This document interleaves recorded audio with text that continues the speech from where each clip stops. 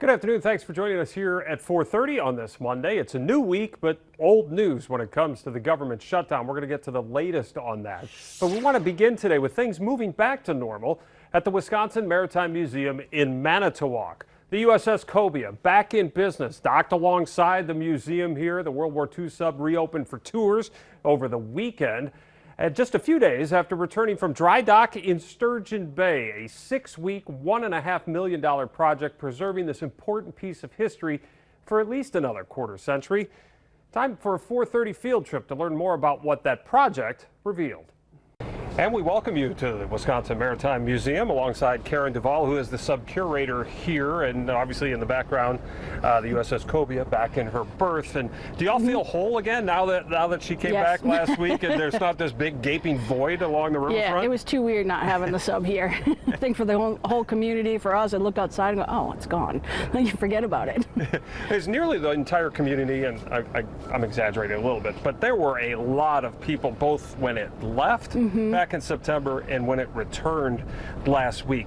Did that surprise you, the way this community was just so engaged in what was happening? A little bit for the amount of people, but I was very happy to see the turnout because this is such a big piece of the community. So happy that people knew about it, for one, and we're happy to have it back. We talked back in February when this whole process was being planned, and you guys were in the midst of that fundraiser to try and raise that $1.5 million. Obviously that took place, but you had planned all this out.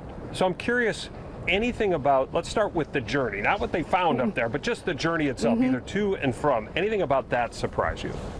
It was super smooth on the way up. We didn't feel like we were on a boat at all. We would take a break, go inside, have some lunch, because it was an 8-hour trip. Right. And we're like, doesn't move. We don't feel like we're out in the lake, but it was really interesting that it did really well, and we got there faster than expected, and to see all the people that welcomed us in Sturgeon Bay was really cool.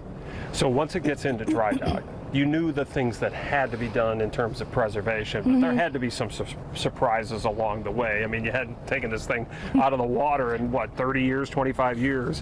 So what were the surprises that were revealed once it was out of the water? Well, there's always the unknowns, because you don't know, you haven't seen it. So you have a plan, and you say, well, we got to check this and see what happens. But overall, I think we were surprised. Not surprised it was 100% covered with zebra mussels. Those all be welcome scraped to the Great off. Lakes, right? Yep, we knew that was going to be bad, and that was thick with zebra mussels.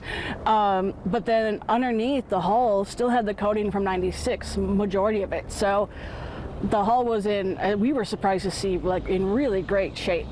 So that was very fortunate that it was still in good shape. How unusual is that for a vessel this age? Because you talk with other museums or exhibitors that have World War II vessels, whether they be a sub or a ship, but to have a hull that is in that good of shape, is it unusual? A little bit. What really helps us, though, is that we're in cold, fresh water.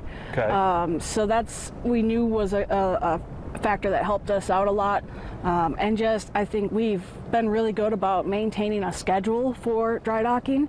The most we've gone between dry docks is 33 years, I believe. Okay. And we just did 29.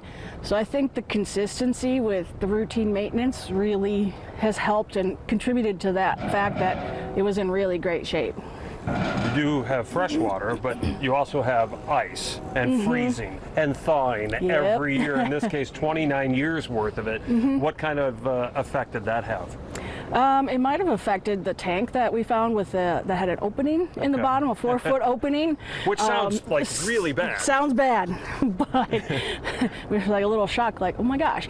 But really, it was only into the ballast tank. Submarines, former coworker used to say, are like a hot dog. The pressure hull is the hot dog, the tanks on the outside are the bun. So it was the ballast tank on the outside we blanked them off. I think not the last dry dock, but before that. So there was a plate over there, and one of the sides was open. And we looked back at old records, and that there was ice in those tanks several years ago. Okay. We think that contributed to the expanding, and thaw, expand, zebra mussels working their way in there. Yeah. So water was getting into the ballast tank, but it really didn't affect it wasn't critical or didn't have a safety issue or anything. Had we not found it, it might have gotten worse, caused more damage. But now we can, when it's open, you can't control also the ballast. Right. Because when they got up there, they were pumping it out for like 3 hours and it hadn't changed the levels. I'm like, I'd have given up after a half an hour. But you can't really ballast or adjust anything if there's opening to the river. So it was nice to find that. We fixed it, cleaned it, and that was also partially we fleeted the boat, which means to refloat. Yeah. So it comes in, sits on the blocks, paint, do all the work, and then they float it again and move the blocks a little bit so that they can get to the areas that were previously on the blocks. Sure.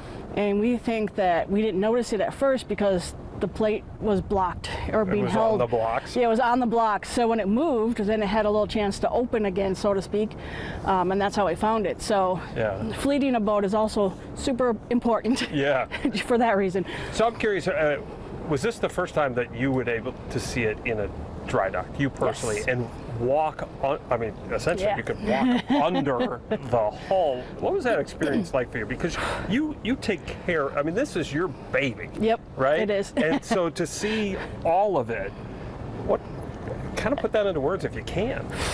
It's something that I had been waiting for probably almost 20 years. And I always said, I just want to stand under it one time. I want to dry dock in my time here. So as soon as it was drained and we were able to walk on there, it took a moment to this is real. Yeah. Stand underneath it. And a couple times I would just duck underneath just because. Because I can. Yep.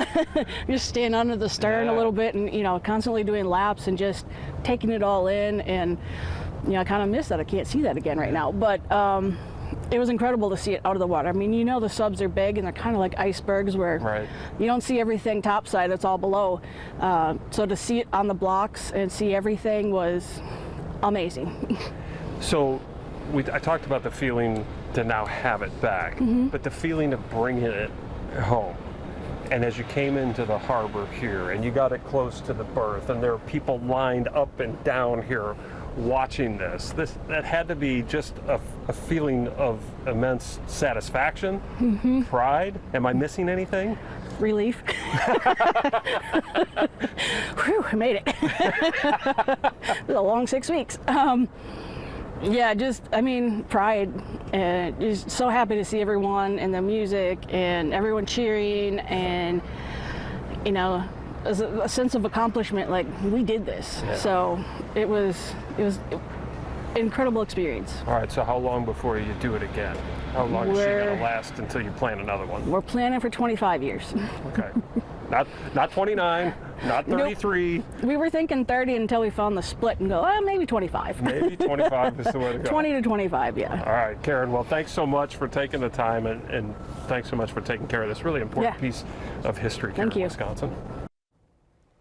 Well, you can tour the Cobia during regular museum hours. That's Thursday through Monday this time of year from 10 to 4 p.m. And while you're there, you can check out the award-winning Wisconsin Shipwreck Coast exhibit. This morning, the Wisconsin Historical Society presenting the museum with its 2025 Curators Exhibit Award, beating out nominees from all over the state for its compelling storytelling using technology, artifacts, and of course, firsthand accounts.